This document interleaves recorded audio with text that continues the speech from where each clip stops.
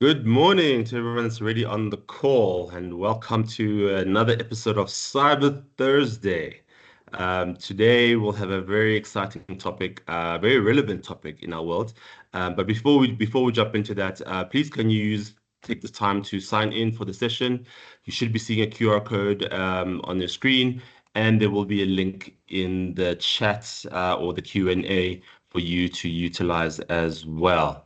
So it'll take a few minutes to just let more people in, and then we will conclude the signing in process and start the session at about 3 minutes or 5 minutes past the hour. But for now, let us know how you're doing, where you're from, what are you most excited about, what are you most scared about when it comes to the cyber landscape. Share with us some stories. We're happy to unpack anything with you. We've got the cyber team on call. We've got a specialist who will present on the topic today as well. Happy to answer any relevant questions you might have. But please let us know where you're from and how things are in your neck of the woods.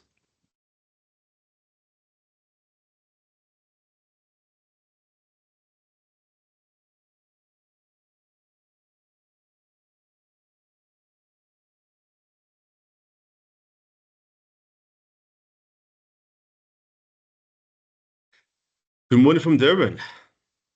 Hello in sunny Santon. It is a sunny day in Joburg. We're loving the weather at the moment. So long may it continue.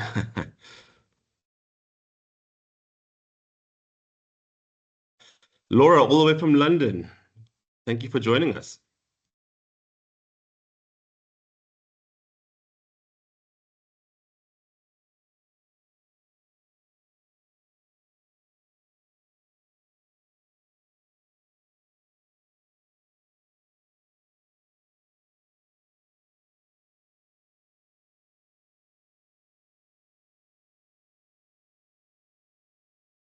Jose in Gaborone, welcome. Michelle in the South Coast. How's things down there?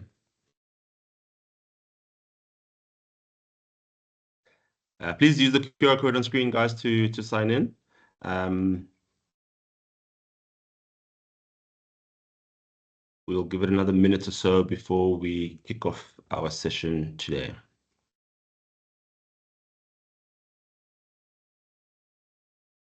So on the QR code, guys, do not take a picture. Just hold your camera over it. It will pop up a link on your screen. Click on that link, and that'll direct you to the sign-in page. So don't take an actual picture. Just use the camera to view the QR code. The link will then pop up and give you a prompt to go to the sign-in page.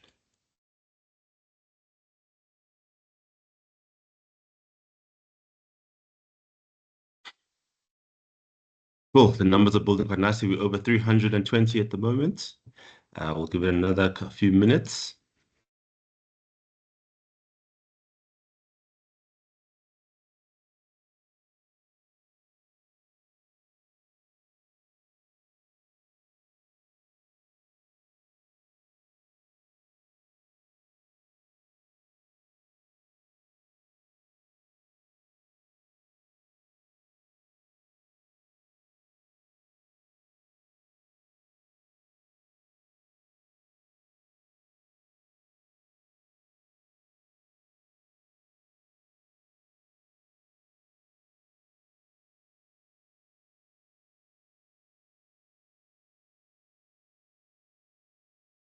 Caesar, can we share the link as well for the sign-in? So the link is in the Q&A, guys. It's pinned right at the top. So please, if you can't use the QR code, go to the link in the Q&A section. It is pinned there at the top, so it should be the first thing you see as you navigate to that section. We'll give it one more minute, guys, and then we will remove the QR code on screen, but the link will remain in the Q&A. So for anyone that comes in, post that so you can use that Q&A section to sign in.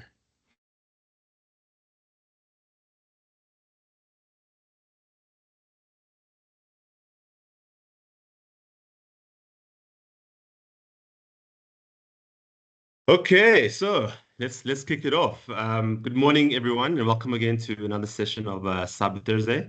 I don't think we've had one of these in quite a while. My name is Luando Twane. For those of you that don't know me, I am the head of the cyber team for I2. Today, I'm joined by one of our esteemed colleagues and partners, Andrew Henwood. How are you, Andrew? Going well today. Thanks, Lawanda. Good to be Excellent. in Johannesburg. No, great to have you with us. So Andrew joins us from BlckRhino. He is the director of the business. BlckRhino is one of our forensic partners that would be dealing with you in the pressure when you have a claim. These are the guys that you want on your side. And today he'll be taking us through, the $55 billion scam. Oh, that sounds scary, Andrew. But I'll leave that up to you to unpack and share with the audience. Guys, please leave your questions in the Q&A or the chat. I will be monitoring throughout the session. I will be engaging with you. If you have any drop them in the Q&A, and we'll build some time at the end of the session to try and answer some of those live, if not already answered on the Q&A. But Andrew, thank you again for joining us, and over to you. Great stuff. Thank you very much. Let me get my sharing fired up. And very shortly, you should see my slide deck. Let me know if that's all coming through. All good, Andrew? Yes, we can see it. Thank you. Great stuff. Excellent. Ladies and gents, boys and girls, looking forward to entertaining you for the next, hopefully just under an hour. Now that you've got your CPD points, please do try and listen for the rest of the session. Hopefully it'll add some value. But really, big thanks to I2 for having me on the show and for the support that they've given us as a partner to BlckRhino. So, title today is Behind Closed Inboxes, the $55 billion scam. So let's unpack this in a bit more detail. And I apologize for the flagrant, in-your-face, eye candy headline. But as I unpack this issue, I think you're going to find that this is a very telling reality that we're all facing at the moment, regarding the threats faced around email and cybercrime and all that kind of good stuff. It's also worth just pointing out it is Cybersecurity Month in October. So it's very pertinent we're having this session now, and looking forward to hopefully leaving you with some practical tips and takeaways that you can follow to practically mitigate risk in your own lives and your own businesses. So without further ado, quick introduction. Thanks, Luando. As he said, my name is Andrew Henwood. I'm the founder and director at BlckRhino, and I'm also the co-founder of a business called Certra, which is involved around payment security. A little bit of background. I'm not going to beat this slide to death. I've been in cybersecurity for a long time, almost 30 years, and I've been involved in cyber forensics, digital forensics, and incident response for the last 24. And I've worked on a number of very, very large global breaches. I've worked with central governments. I've worked with regulators. My team has worked with all of these folks. Seen some very, very interesting stuff. Some of the things I unfortunately can't talk about, but maybe if you buy me a beer or two, we can take some lessons learned from some of those experiences. But I've been around the block, and I think one of the values that we bring as BlckRhino is we're a forensics, digital forensics and incident responder, but we take a lot of those learnings and we help businesses kind of mitigate risk and do things better. So, from a BlckRhino perspective, as I say, we literally do that. We take the learnings from the forensics and we offer virtual CISO and strategic cybersecurity consultancy. And one of the areas we play a lot in is third-party risk management. This is the simple fact that, unfortunately, in our complex world, it's not only your own security you need to worry about. It's also the vendors that you rely on that are integral parts of your business. You need to be making sure that those vendors themselves are taking cybersecurity seriously too. So that's a super important topic, definitely a topic for another day. Our sister business is Certra. As I mentioned, we take a lot of the learnings from our forensics side of things, and what Certra does is it protects payments, financial payments that you as a business or you make in a personal capacity, but it also protects when entities are making payments to you. So if your clients are making payments on your invoices, we protect against impersonation. We want to make sure that you do get paid and that money doesn't go to the fraudsters. So one thing I'll just kick off with at BlckRhino is something we're very proud of. We're a member of something called 1% for the Planet. So if you guys like the brand Patagonia, this is a large company in North America that is very philanthropic, and they are very behind planetary causes, and they started this movement called 1% for the Planet. And what that really means is that 1% of our revenue, and I'm going to say that again, our revenue, not our profit, gets donated to planetary good causes. And I'm a very avid water lover. I kite surf for a passion when I'm not doing cybersecurity, and I want to make sure that places like the ocean are there for my children. So very proud of the work that we do at BlckRhino, and as I said, big thanks to I2 for supporting us on our drive to make sure the planet's a better place for all of us. So at this point, I'm going to pause. I'm going to ask everyone in the audience. I usually ask this question in a live audience where I can see the responses and the hands that go up. So I'm going to flip this. And because we're virtual, I'm going to swing the question around. And guys, I'm going to ask you to, in the comment section, I want you to put your hand up or confirm if you have not been a victim of cybercrime, or you have not heard of anyone who's been a victim of cybercrime, whether it's a family, a friend. I just want to know if anyone has not experienced any type of cybercrime. And I'll be very interested to kind of see the responses. And without even looking at the responses, I'm going to hazard a guess that there are going to be very few folks putting their hands up. Please don't be shy. I'm not going to target you now. Don't worry, we're on the good side here. But I'm going to hazard a guess that there are not many people out there who have not heard or not seen cybercrime themselves. Lawanda, many folks You tapping can their... use the reactions as well, guys. So we'll say a thumbs up if you have been a victim, or a heart if you haven't been. Let's do it that way. Yeah. And I suspect we're not going to get many hearts. There's quite a few people saying that they have, but some say not personally, but definitely friends. Yeah. So yeah, to your point, Andrew, there's a big linkage there. So unfortunately, guys, it's a stark reality of doing business today. Cybercrime is with us. It's here to stay. It's a massive problem, and we're going to talk about that. Yeah, I see some hearts there. Okay, so I'm very pleased that there are some folks who are at the moment immune to cybercrime, which is great. But I thank you for being on the session. It is Cyber Awareness Month, being October. And, it's so important that we each have a part to play in educating folks out there, not just the educated on this session, but I implore you to go out and talk to your family, your friends, talk about cybercrime. People need to be aware of the bad stuff that's happening.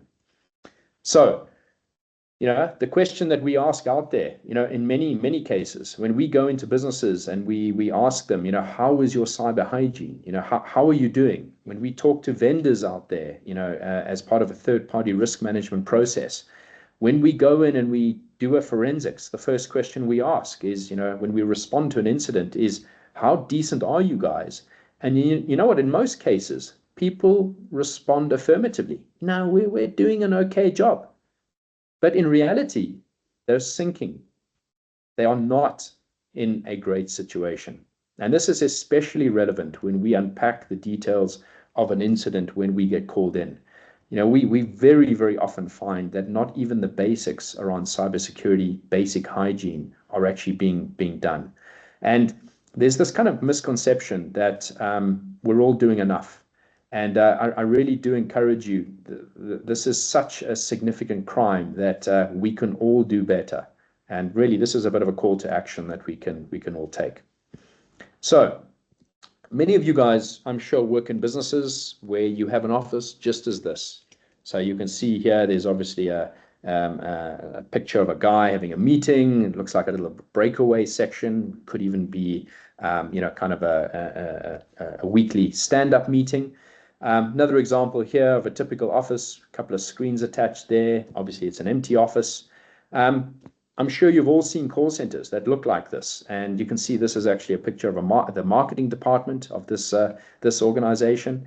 And This one I really liked as well, kind of another very typical office scenario. So I don't know if any of you, the astute of you guys, noticed anything strange about some of these pictures, but let's blow a couple of these up into a little bit more detail. So this photo in particular of this office, I love the crime poker mob type style artwork on the in the background there. This one I particularly loved as well. It's the same pictures we saw earlier. Some of you may have noticed those yellow evidence things lodged on the desks there. Some of you may have noticed the gentleman lying, flat on the floor next to the marketing department pillar there. So you won't believe it, but these are all photos of organized criminal operations. This was a joint operation between Interpol and the local law enforcement agencies in Germany, Albania, Bosnia, and Kosovo, and actually Lebanon as well. And this was Operation Pandora. And Operation Pandora shut down 12 fraudulent call centers that were fully operational businesses whose sole aim was to perform cybercrime and steal money from victims. And these guys were incredibly successful. And the sad state of affairs is, look, these are real pictures from the press releases from Interpol and Europol. And the sad state of affairs is these were the most successful syndicates, which is why these raids were executed. There are hundreds of organized criminals doing the same thing that probably don't pop up the radar and don't get taken down. And one of the big observations I always like telling folks, over the years and having doing incident response and analyzing root cause and trying to work out what's going on here is traditionally we saw, one or two hackers doing bad stuff on the internet, looking for vulnerabilities, looking for bugs, looking for ways to break into environments. And they would steal things like credit cards and debit cards, and they would steal that money. They would steal the cards and then sell those cards on the black market. They would sell them for cash. And back in the day when we were doing a lot of forensics in this space, a full credit card number, the full track 2 details with the CV2, the number on the back with the expiry date and the name on the card. A compromised card would go for around $10 to $15 on the black market. And in many of the cases we worked on, they would steal a couple of 100,000 cards and they would sell those cards on the black market. And then they would perpetrate fraud on those cards. And they'd make a fair amount of money. But it was quite heavy work because you've got to steal the credit card. You then got to find ways to kind of launder the money through legitimate businesses. It's a bit of a pain. And what we're seeing now is a completely different picture. It's now no longer just one individual. It is criminal syndicates that are doing this. And they are actively scouring the internet for every possible angle, looking for bugs, looking for or performing phishing attacks, delivering highly targeted, sophisticated business email compromise attacks. And I'll talk more about that in a short while. And the sad reality is that these guys are making vast sums of money. So big, in fact, I don't actually have this stat at hand right now, but the cybercrime, the estimated amount of money that the cybercrime operations are extracting out of industry, out of our corporate environments on a yearly basis in 2024 was around $9 trillion. So it's a big number. And it's a scary statistic. And remember, the only reason these guys are doing this is because it's low risk and very, very high reward. So yes, I showed you those great pictures where Interpol and Europol intervened, but as I said, those are only the massive criminal syndicates. And dare I say that it's not always the big guys that are doing this. There are many smaller criminal syndicates doing vast amounts of damage out there. I always also like to use an analogy. In the old days, criminals would rob a bank. They would physically go in. Well, look, this is the sad reality of South Africa. Cash and transit heists do happen, but they are extremely high risk. The guys are going to go in there with guns. They're shooting real bullets. The police, when they do eventually respond, do respond, and you can lose your life. when you blow up that van, you're dealing with explosives. Things can go very, very wrong. It's very, very high risk. The problem with this type of cybercrime is you're doing this from a beach drinking a pina colada, organized through your criminal syndicates, and the chances of getting caught are very, very slim. And that, again, is why we're seeing so much cybercrime being perpetrated.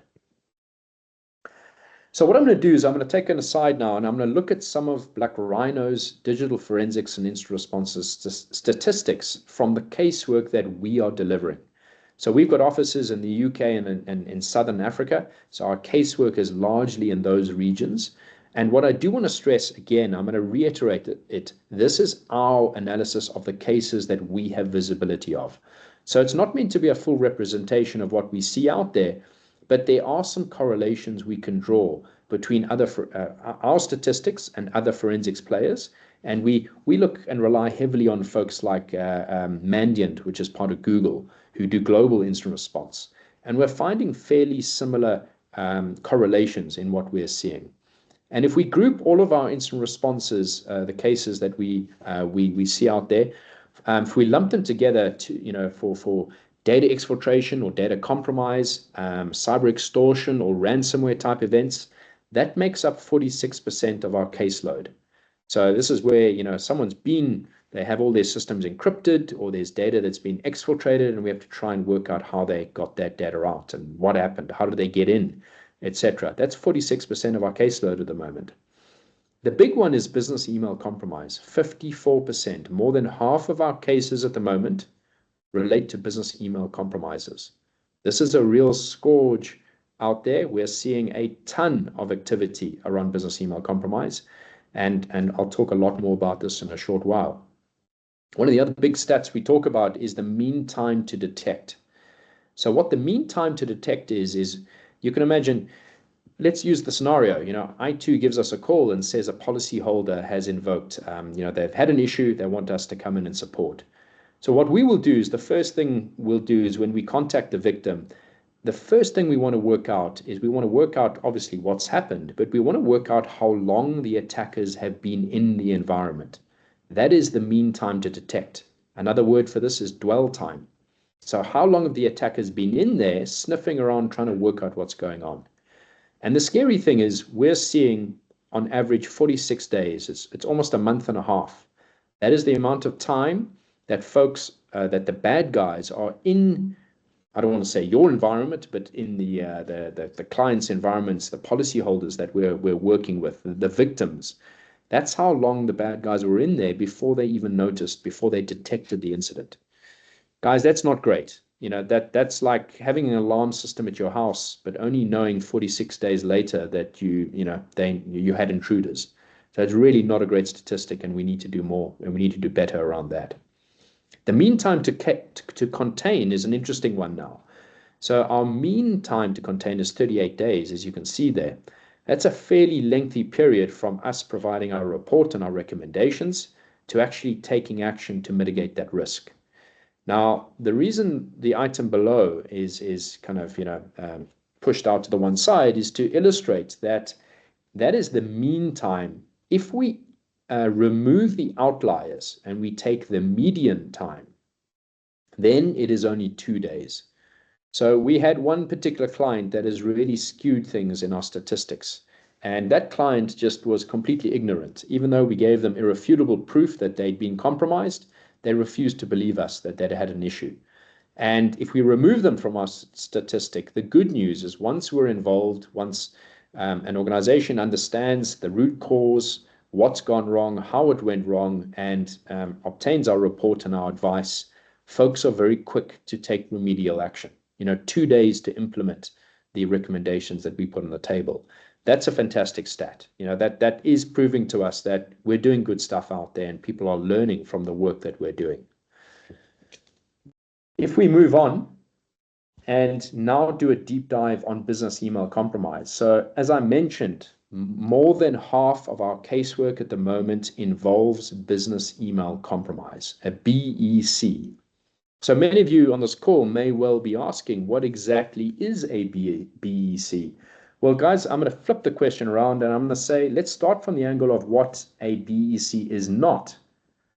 So what a BEC is not is it's not a state of matter that forms when gas of boson particles are cooled to a temperature very close to 0 degrees Kelvin.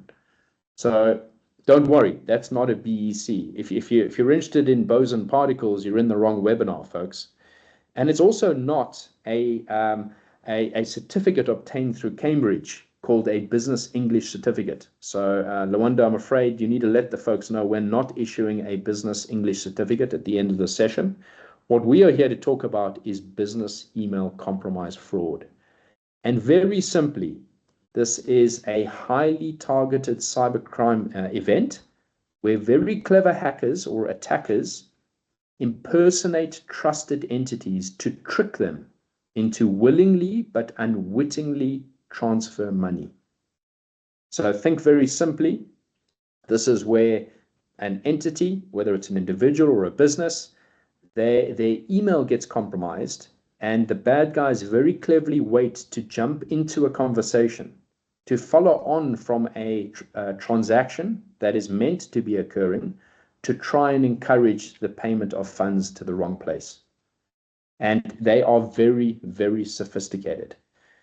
Folks, I've been doing this for a long time, and I can tell you some of the cases we work on take us quite a while to work out exactly how cleverly the guys have intercepted, intervened, and perpetrated the action.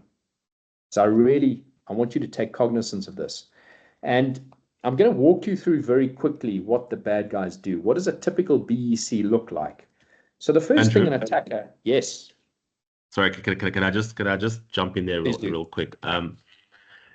From your sort of knowledge, and you've been around in the game for 30 years, would it be accurate to say that as much as the security landscape has improved, the understanding of threat analysis has improved, we're still playing a catch-up game, which is why we're still seeing the number of security events happening, the fraudsters keep evolving and creating new ways of doing things. Would it be a fair assessment to say that we're doing really good work, but at the end of the day, it's still playing catch-up rather than actually being on the front foot? Yeah, Lawanda, like I hate to be the bearer of bad news, but you're absolutely spot on. We are look, as long as history has been out there and criminals have been doing their bad things, whether it's cyber or not, the criminals are always going to push the boundaries. They're always Yeah. looking for the angle. They're always looking for the edge. What new thing can they do to perpetrate crime? Crime's not ever going to go away. We don't live in a perfect world. Now, Lawanda, people are becoming, we proved this at the beginning of the session, that people are becoming more aware of cybercrime. The problem is that cyber criminals are one step ahead of us. And that's a simple factor. And they're one step ahead because they're financially motivated. They're making vast sums of money. And I'm going to show you something now which is pretty scary. So they're financially motivated, and law enforcement globally is struggling to keep pace with this. So as I mentioned, it's largely risk-free. Now, not to say it's all doom and gloom. We can do things to mitigate risk. And that's exactly this session, this webinar that we're on right now. I hope to leave you with a bunch of things that you guys can take away and mitigate risk for yourselves. But to compound everything, we are working in more and more complex environments. The way we interact in business is more complex. The way we're now using AI, the amount of systems we connect to, it's complex. And the bad guys leverage off this complexity. The more complex an environment is, the easier it is for them to find an angle to exploit. So really, one of the big takeaways is going to be try and keep things as simple as you can. And we'll talk about that in a short while. But Lawanda, you're absolutely spot on. We are playing catch up. Unfortunately, I mean, it's a sad state of affairs. But as I say, there are things we can do to mitigate risk. We have a little saying in cybersecurity, you want to kind of be a bit more secure than your neighbor who's not doing anything. Yes. Because look, they're going to be the target. If you're in your neighborhood and you're the only house without electric fencing or an alarm or armed response, I'll hazard a guess you're probably going to be targeted pretty quickly. So we all need to raise the bar. It's a long story. in a short way. Awesome. Thanks, Andrew. Great. Awesome.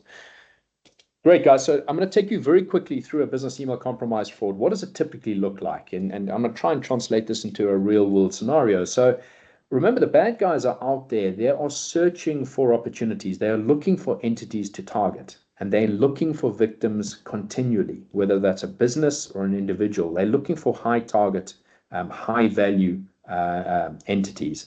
And what they do is when they identify an organization, let's just pick an organization like a broker, who deals with high net worth individuals.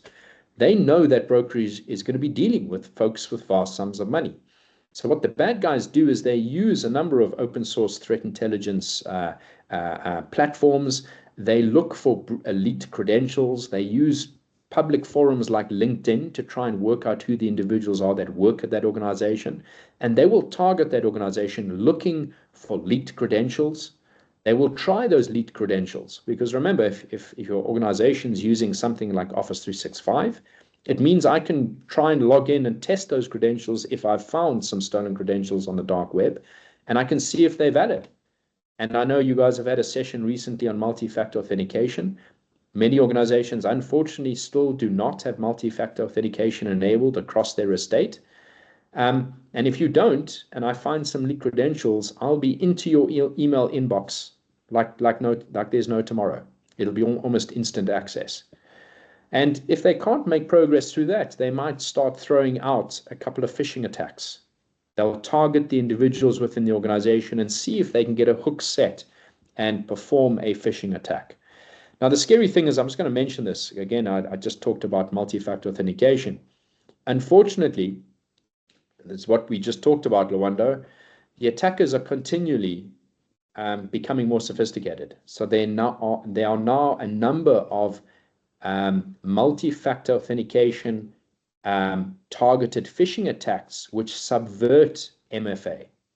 So even if you're using MFA, the phishing attacks can bypass the MFA. Well, they don't actually bypass it, they actually proxy it. It's a complicated thing. I'm not going to get into it now, but strictly speaking, if you want to be really top-notch secure, you need to look at implementing phishing-resistant MFA. And that's a whole separate topic. Reach out. Maybe we can even run another session on that. But the bad guys are, weaponizing. They're getting better at what they're doing, and they're becoming more sophisticated.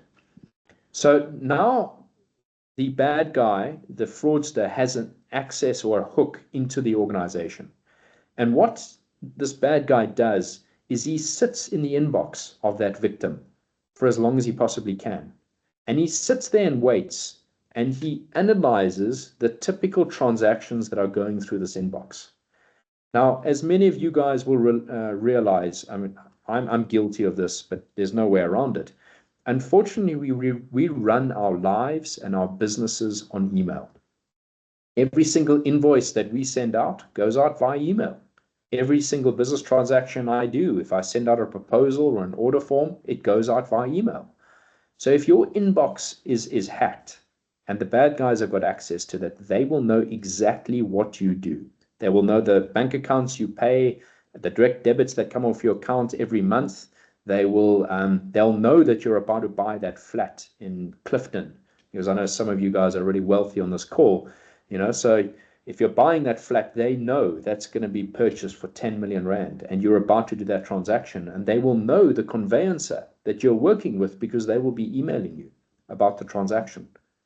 And just at that point where you're about to do that transaction and payments are about to be sent, the victim, the hackers, compromise that victim and insert an email into the chain without you knowing about it. And they will manipulate the payment details. And at that point, they will convince the victim, whether it's on your side or the other side of the email transaction, they will convince them to transfer funds to the wrong location. Now, the scary thing is what happens here is that these funds, many people say to us, but, if the funds go to some random account, surely the banks will pick up on this. Well, unfortunately, we cannot rely on the banks. The banks do not pick up on funds going to these accounts inadvertently.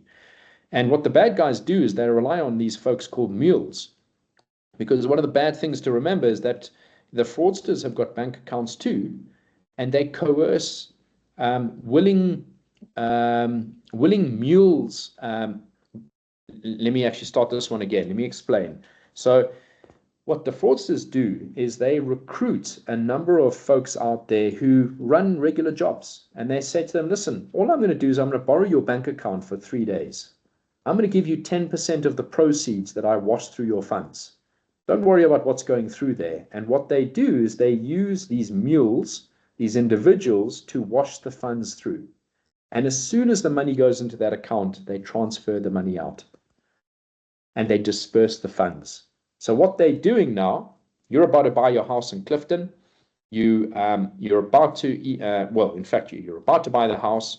Your conveyancer or your estate agent sends you an email saying, Andrew, we need those funds. We need the 5 million rand deposited into the trust account. What happens is, because the fraudsters are in my bank account, they delete that email from my conveyancer and they replace it with an email that looks like it's identically come from my conveyancer. It looks, it smells, it tastes, and unless you're very astute, you will not suspect that this email has been doctored. And what the bad guys have now done is they've changed the bank details. They still say, please deposit it into this trust account. Here is the bank details. Please deposit your money and send us the proof of payment. And what happens then is I get that, and why would I suspect that my inbox has been compromised? I then pay the 5 million rand. I send through my proof of payment. And the moment I do that, and I send the payment to the mule account, the bad guys now shift the funds. As soon as they arrive in that account, let's say I've deposited it into a Nedbank account, what they will do is they'll shift it to a Standard Bank account. And then as soon as it arrives in the Standard Bank account, they'll push it to the Absa account. And they just move the funds around until they can extract it. And what the fraudsters are very good at doing is they sow confusion. So when I send my proof of payment back to the conveyancer, instead of receiving my proof of payment, he gets a fake proof of payment, which indicates I've paid the money to the right place. So what happens then is the conveyancer sits around going, geez, I wonder why the banks are so slow over, for this one transaction. And eventually, after 3 days of the money not arriving, the conveyancer may call me, Andrew, where's the money? And I go, but I paid it. I have paid it. I sent you the proof of payment. I remember the conveyancer's got the fake proof of payment, so he thinks the funds have gone through. So 3 or 4 days later, even 5 days later, eventually someone clicks and goes, you know what? These funds have been intercepted. They've gone to the wrong location. And by that stage, because the funds have been dispersed, it makes it incredibly difficult to try and retrieve those funds. So if there's that delay, remember I talked about that, time to detect. If you're not quick in that time to detect, it's very difficult to get the funds back.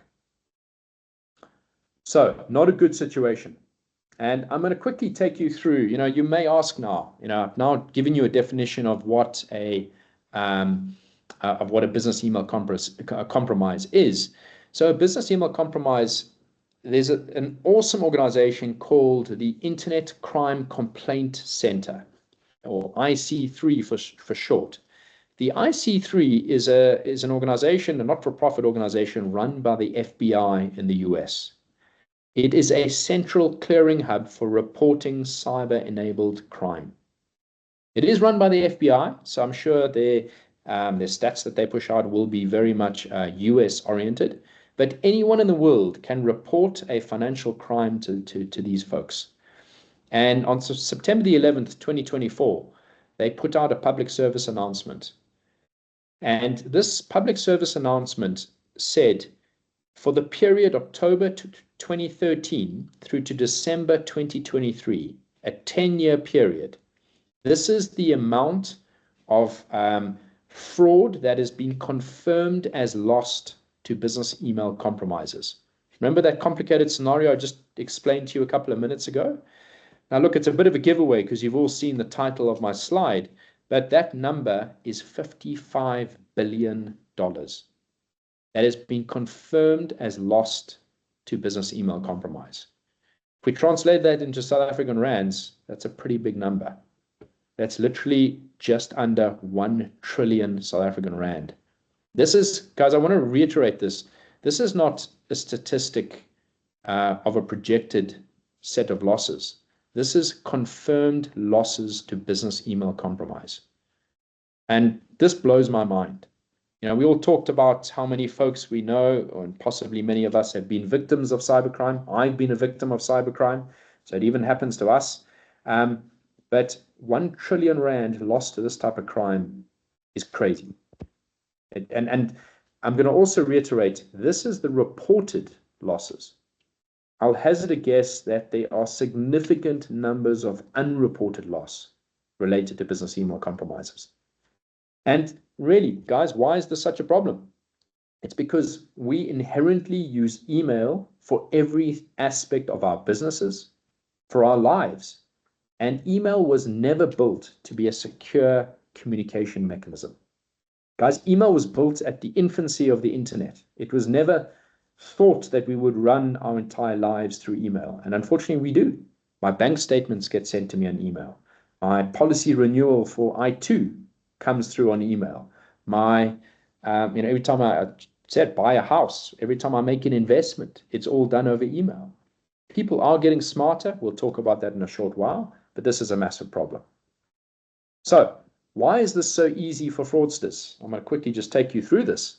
The fraudsters can do a couple of things. They can send lookalike emails. So instead of using I2, sorry guys, but using you as an example, I can send an email from it00.co.za. Very difficult to detect that that's not coming from the right place. So I can use these lookalike domains. I can do spoofing. So if you haven't configured your email environment securely, you can spoof that email. This is things for the technically astute of you guys out there. You need to make sure you're using DMARC, SPF, and DKIM. It's a very technical way of configuring your DNS and the way your email gets sent and received. If you want more information on that, just reach out and we can have a deeper chat on that. But it's fairly easy to configure, but unfortunately, not a lot of people are actually doing it. And the big one is compromising the inbox.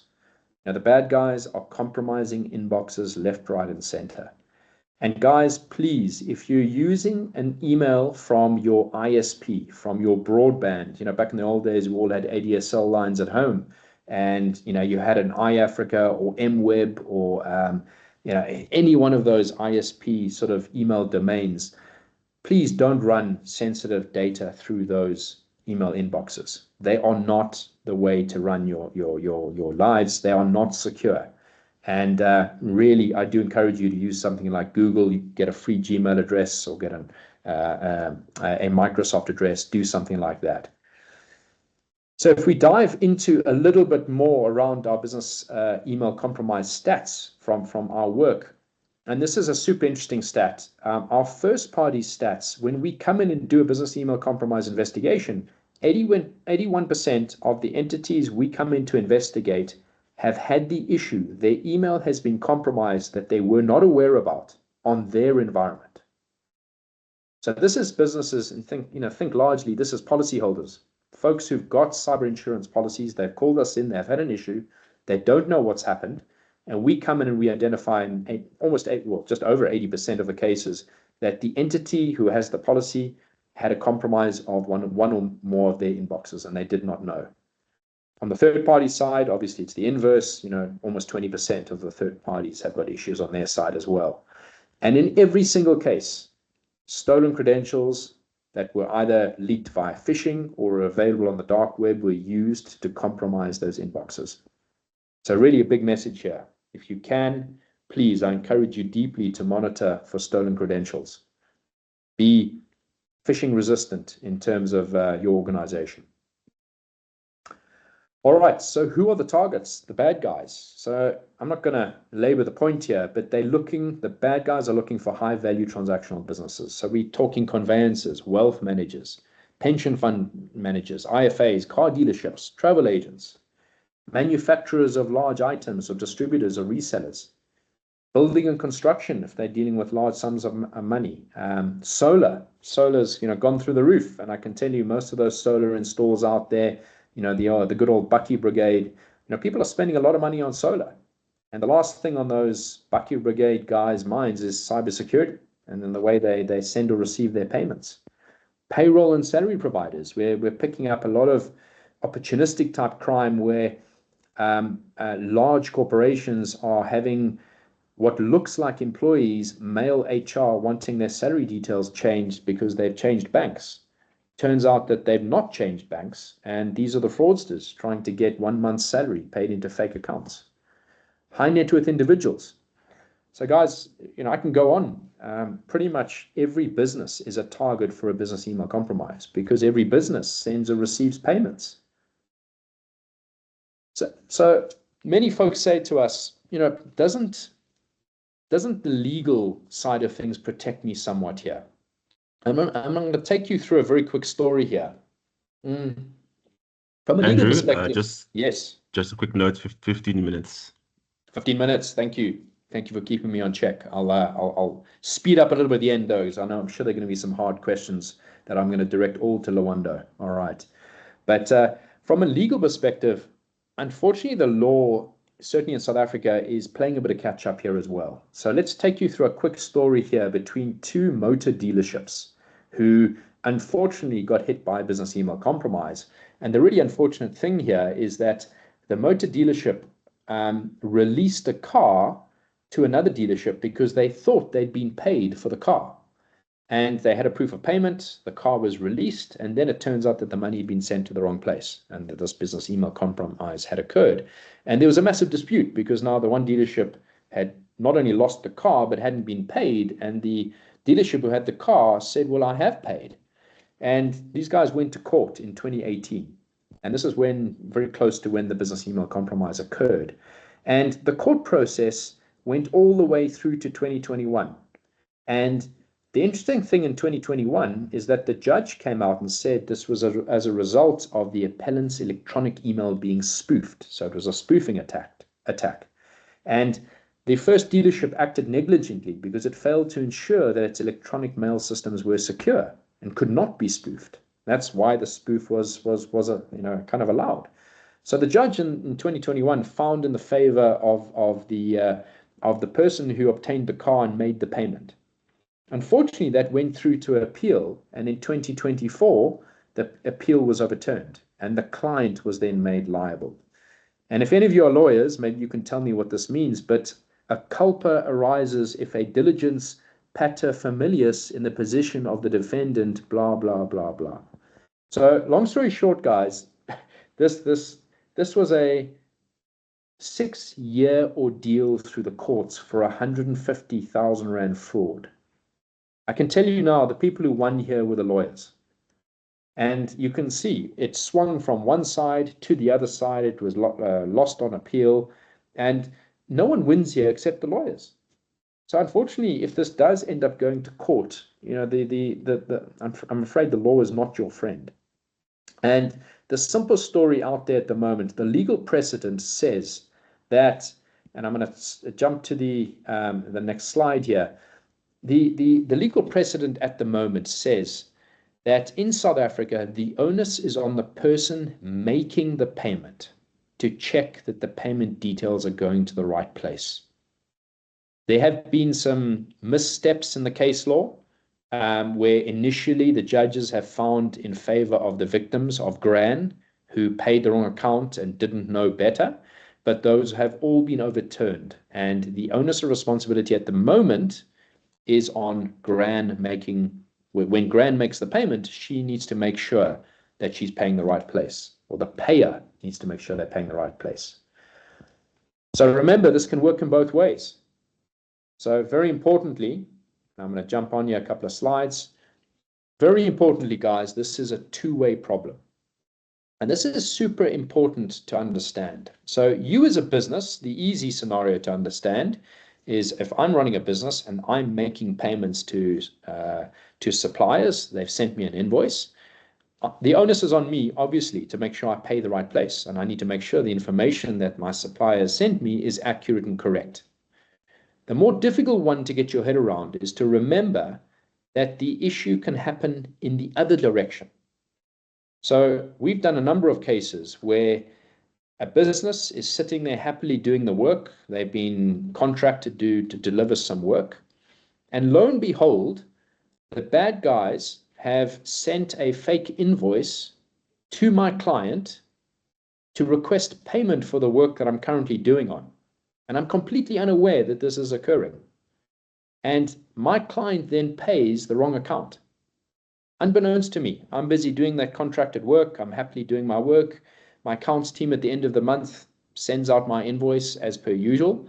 And my client turns around and says, sorry, Andrew, something's gone on here because we've already paid you for this work. And at that point, it all unravels and you realize that this can happen in both directions. And often I will have no visibility that this is occurring on the other side.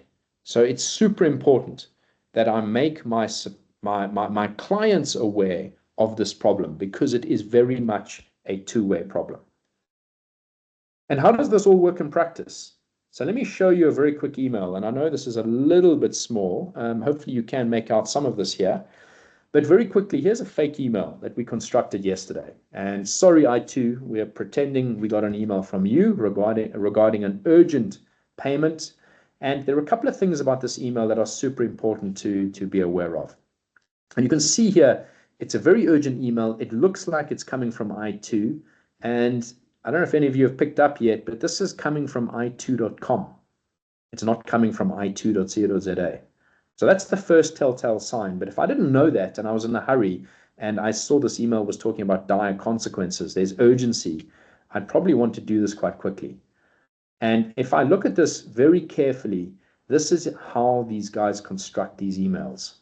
Now, they say here, Jane from accounts will message you with the bank details, or she will call you. So after this email's been sent, I will get a call from someone called Jane from the accounts department. She will say, did you get the bank letter in this email? Please Andrew, confirm the bank letter. Yes. funny thing is we do have a Jane in accounts as well. So Wow. it would be Okay.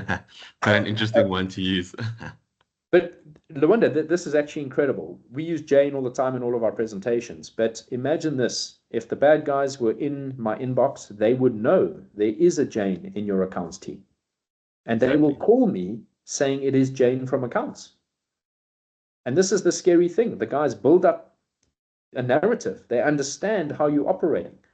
And remember, sending a bank letter can be trivially modified. And the bad guys will even encrypt it. And I can tell you guys, I get so frustrated whenever I receive a document that's encrypted with my ID number. My ID number is public knowledge. It's been compromised so many times. I can tell you every person in South Africa's ID number is publicly known. It should be public knowledge. So encrypting it with my ID number is kind of, it's almost senseless. And it's trivial to modify a bank letter. And you can see here, these guys can even spin up a fake portal saying, if you want to get our details through a portal, click on this link. And obviously it's a fake link.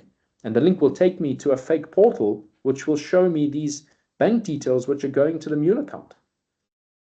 And I love this one here. You can see verify the account details directly with the bank.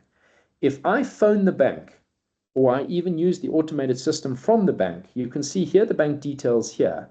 And I say, guys, can you please validate that Eagle Trust is an account and it's a valid account? The bank will tell me, yes, Eagle Trust is an account. Guys, you've got to remember the bad guys have got bank accounts. They've got legitimate bank accounts. The bank at this point doesn't know it's a bad bank account. So you can see all kinds of things here very cleverly manipulated. Another one that people often I see used is pay a small amount. So Andrew, please, before you pay us this R1,000,000, please pay us 10 Rand. And Jane will confirm back to you that she received the 10 Rand. Of course, she's going to call back and say, yes, I received the 10 Rand, Andrew, because she wants the bulk of the money to come through. So paying 10 Rand is completely meaningless. So all of these things constructed together make it very ineffective when you run through this. So the callback, pay a small amount, is not a great mechanism, especially in the case where you're relying off an initial email. So they can do all things like redirecting and social engineering, creating urgency. Bank letters, folks, you cannot trust a bank letter. They are arbitrarily manipulated and they can absolutely be faked. We see this all the time. So an often big misconception is that third parties are doing these checks for you. The banks are not doing these checks. If you use the AVS system within many of the banks that are offered, there's a small charge for that in most of the banks in South Africa. They just check that the bank account that you put in there is correct, and it'll come back and confirm that Eagle Trust is a legitimate account. And on top of that, again, remember, the banks are not knowing that these accounts are fraudulent yet until they get reported. And even then, it takes a long while for the banks to mark them as suspicious. They are getting better, but they're still a long way behind the curve. As I mentioned again, manual verification using AVS is not great because the fraudsters have got these valid accounts. They can socially engineer this. They can tell you, guys, we've changed our bank just recently. Please use Eagle Trust. You know, this is what these guys do to socially engineer you into trusting this. Folks, we've been on the coal face. It is devastating for victims in this particular scenario. They obviously, the bad guys are targeting high value targets. Often the sums are irrecoverable. Check your cyber policies. Each one is different, but you need to double check whether you have coverage. There is always finger pointing. Whose fault is it? Whose system got hacked? Which email inbox was the one at fault? Who made the payment? Who authorized the payment? There is a ton of finger pointing in a business email compromise investigation. And I hate to tell you, we have worked with victims who have literally wanted to jump off a bridge. There is such deep remorse and such a desire to wish that the details had been checked more carefully. And in some cases, we've actually worked with folks who've lost their life savings. Personally, I've been involved with a number of folks, old ladies, widows, who were transferring their pensions of their late husbands, and they didn't realize that they were transferring them into a fake account, and they were left financially destitute. They had to move back in with their family. And that really is truly heartbreaking. And we've got a number of cases where individuals have needed to go for counseling. So this is a devastating crime that gets perpetrated, and it's a really nasty one. And you've seen the value of the transactions that are being reported. It's big, it's bad, and we need to take action here. So guys, time for some takeaways. So please, guys, I can't tell you every case we go into that people tell us, oh, but we've got a process for validating payments. We do check. We phone and validate. Remember, the bad guys, once they're in the inbox on either your side or the side that you're communicating with, they understand your process and they will find gaps in it. They will find loopholes and they will exploit those gaps. So really, don't walk away thinking this process is taken care of, because every single time we go in to run an investigation, they tell us they can't believe it's on their side. So this absolutely could be you. Never, ever trust an email or a message that comes through. You need a mechanism to validate that that email is authentic, or the message, whether it's a WhatsApp or a phone call, is really the people that you think they are. So don't blatantly trust any email or a message that comes through. So when you pay, you need to know exactly who you're paying by cross-checking multiple facts. So what I mean by that, it's no good just saying, oh, I want to pay, my email says we can pay Eagle Trust. I've phoned Jane in accounts. She says it is Eagle Trust. I've used the bank system to pay Eagle Trust. You don't know who you're paying because you don't know who Eagle Trust belongs to. So you need to validate who is the benefit, who's exactly the entity I'm paying. I'm paying my conveyancer who's in Sea Point to buy my flat in Clifton. Does Eagle Trust actually belong to them? I need to double check that. If I'm receiving funds on a regular basis, I really need to monitor against impersonations. How do I know that that request for payment, that invoice that's coming through, is authentic? Has it been impersonated? So you need to really take some action to make sure that that regular invoice you're getting is actually from the people that you think it is. Again, really force or encourage your clients to cross-check. So let your clients know about this huge, huge issue, this $55 billion issue. You need to get the message out that it's not just your problem, it's your client's problem as well. Please, guys, get out there, educate your clients, get out there. We're in this together. And lastly, but not leastly, please, folks, keep an audit log. When you do your checks, whether you're paying or you're receiving, maintain an audit log so that you know that the checks have been done and they've been done properly. Because when we go back to step one, where this could happen to you at some point, you want an audit record to know how the checks were done. And that way, guys, we can stay more safe and secure out there. Automation is your friend. If you can automate, you can avoid the human error. And remember, the bad guys are doing this because they're attacking the human element. They're attacking complex systems. Keep things simple. Automate whatever you can wherever possible. And on that note, guys, don't worry, I'm not going to go through this. There's a very cool set of slides on Interpol.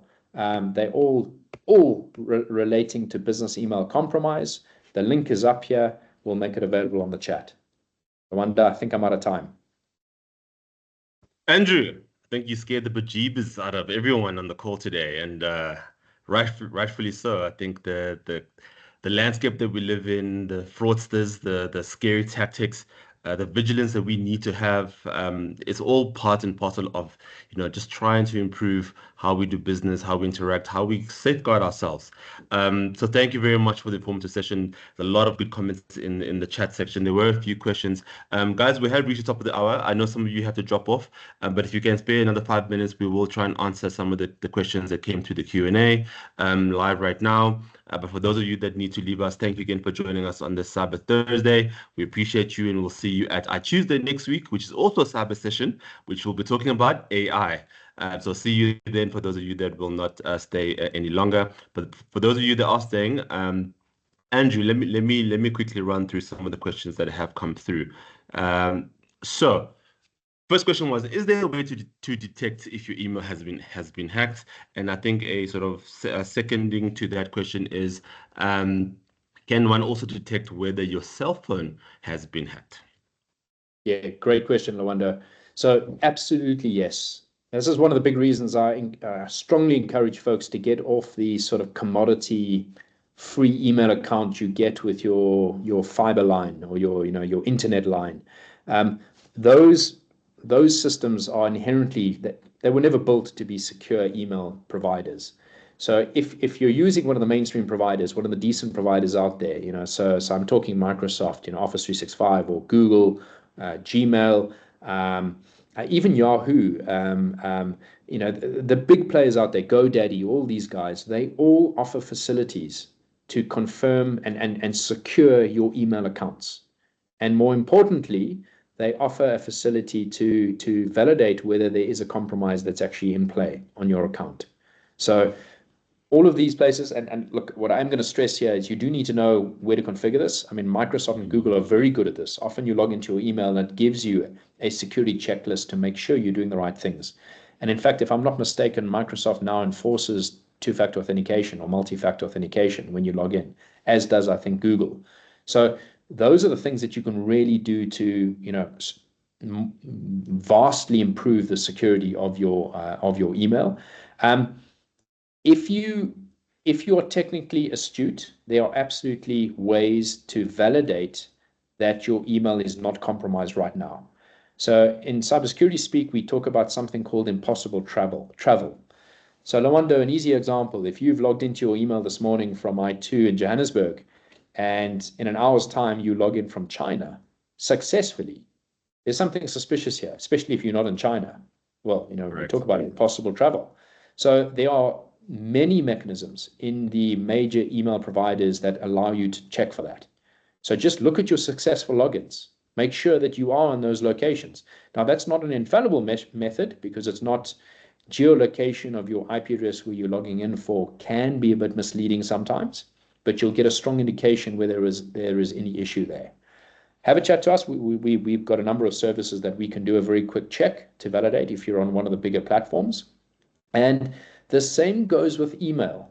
So the important thing to distinguish is email on your phone still logs in. If I'm using Office 365 and we use Office 365, if I'm logging in from my phone or from my laptop, it's still generating the same log.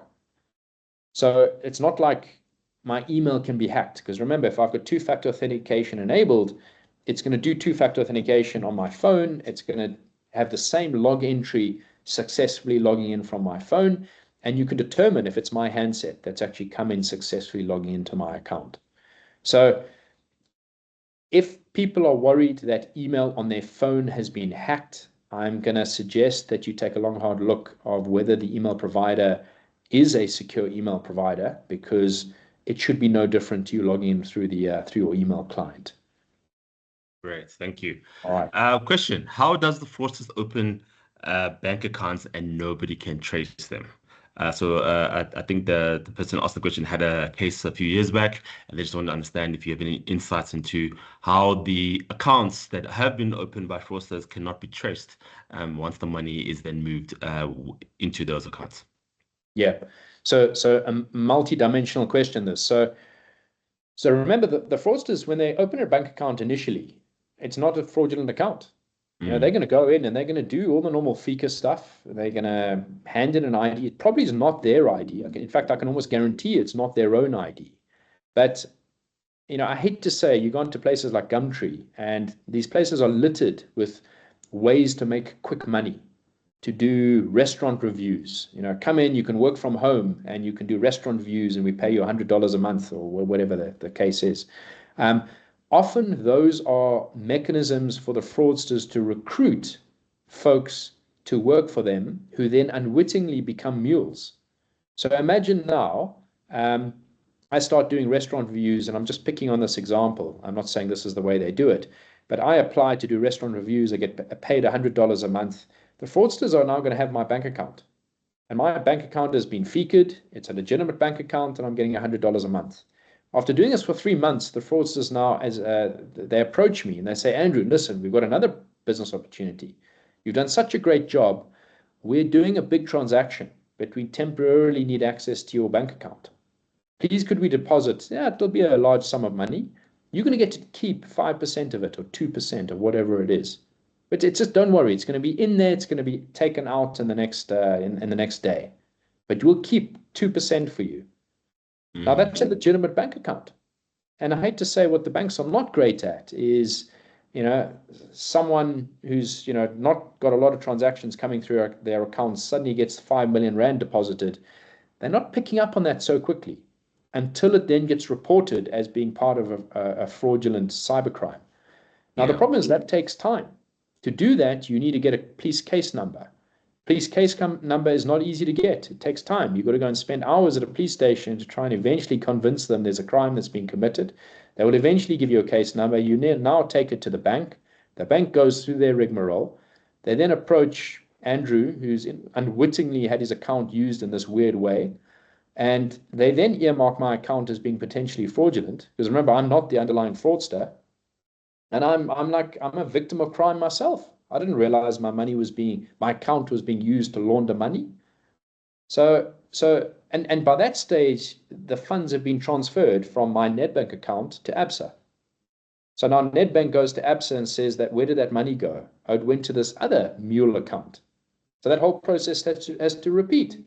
So now that mule account, and what the bad guys do is, once it's gone to Absa, they move it to Standard Bank or Capitec. I'm not picking on any banks. They're all in this together. So the important thing to remember is these accounts, when they're used in a cybercrime, have not yet been identified as being dodgy accounts. And that's the Yeah. fundamental problem we have here is it's they use these mules. Do a search on Google, you'll see tons of information around mule accounts, around the way that these things these innocent victims are being sucked into this web of cybercrime, and huge sums of money are being sort of dispersed through this mechanism. Fascinating stuff, and yeah, scary indeed. I think one more question, Andrew. We have gone a little bit over time. The last one I'd like to maybe pose your way is, so you said that bank letters are not secure. Is there another method that people can utilize to get those details or verify those banking details? Right. Yes, let me clarify the statement, and I hope enough people are still on the call to hear this. So I want to stress this. It's not that bank letters inherently are insecure. It's not. I'm not saying that banks are, well, I think the bank could do better, but think of what a bank confirmation letter is. It's a PDF. It's an arbitrary PDF, and we all know. I mean, everyone knows you can edit PDFs. You can convert a PDF into Word. You can edit it, and you can convert it back into a PDF. So what I'm actually saying is, do not trust a bank confirmation letter because it may not be legitimate, and there are ways to validate the authenticity. So look, we've got an automated system that can do this autonomously for you. But one of the methods I gave you guys is to cross-validate. So you can take that bank letter. What I'm saying here is don't trust it inherently. People have this weird perception of, it's a bank letter. It's got to be secure then because it's come from Nedbank. And I'm not picking on Nedbank, but I'm like, I can slap a Nedbank logo on anything and pretend it's a bank letter and make it look like a Nedbank letter. So you need to cross-validate. You need to go, okay, is this really a Nedbank account number? And does it actually belong to the person that I'm intending to pay? So let me cross-validate. You know what? I spoke to Jane at accounts at a function I went to with I2. I'm going to phone Lwando and get Jane's number, and I'm going to contact her directly. I'm not going to use the number that came through on the bank confirmation letter or the email, and I'm going to call Jane. Jane, I've got this Nedbank confirmation letter. It says your bank account details are 1234. Is that correct? And she'll go, hopefully, yes. You need to cross-validate that this is from the entity that you're from. So again, what I'm saying is it's not that bank letters inherently are insecure. It's people take them at face value and they think they're secure, but it's just a PDF. It can be trivially modified. So some of the banks are doing a better job. Some of the banks they do have ways to validate using a sort of authentication number, but that is also fraught with risk because remember the bad guys can just remove that. So if I take the QR code to validate that the bank letter is authentic, as a fraudster, I'm going to take that code out because I don't Yeah, want you to validate for it to come up blank, or come exactly. up that this is a fraudulent document. So again, guys, I'm going to reiterate this. It's not all doom and gloom. It's just be more suspicious and validate the information that you're receiving. There are chances that it could be manipulated. And if we all do this and we encourage our clients, our suppliers, our friends, and our family, we'll be in a far better position. The problem is people inherently rely on email. They think everything is authentic and they don't think there are any bad people out there. Excellent. Thank you, Andrew. So, guys, please cross-check, please verify with a known and authorized source. So call me, call us directly, and then we'll verify for you as an example. But Andrew, thank you again. Really appreciate your insights. I think today's session was really well received, and a really good one. For those of you that have colleagues that missed the session, it will be up on our hub on our website. So please direct them there to watch the session at a later date. But thank you for all of you that stayed another 15 minutes or so. There was still another 250 odd people on the call. We appreciate your time again, and we'll see you at our next I2 special, which will be on Tuesday, and that'll be again an AI-driven session. Andrew, appreciate you as always. Thank you for your time. We'll catch up a little bit later as well. Thanks, everyone. Take care and goodbye. Thanks, everyone. Be safe. Cheers.